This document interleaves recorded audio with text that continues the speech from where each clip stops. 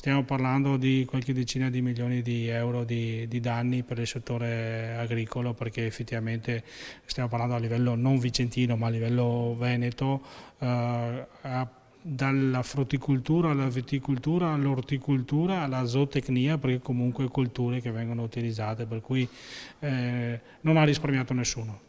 E il Vicentino è stato duramente colpito e dovendo quantificare quanto hanno perso gli agricoltori si parla di almeno 4 milioni di euro. È la stima non ancora precisa dei danni subiti dal settore agricolo colpito nel giro di 15-20 giorni da fenomeni anomali di maltempo, dalle bombe d'acqua alle trombe d'aria, dai nubi fragili alle grandinate. La natura ha colpito portando devastazione un po' ovunque, eventi meteorologici che nel giro di pochi minuti distruggono il lavoro di una stagione. Purtroppo arrivano alla fine o verso la fine della stagione, quando dopo mesi di sacrifici per la coltivazione avere un ottimo prodotto ci vediamo distrutti in pochi minuti. Inutili le reti di protezione per i vigneti e le culture, i pali che le sorreggono vengono sradicati e le piogge torrenziali fanno il resto. Di fronte a tutto ciò non ci sono difese possibili.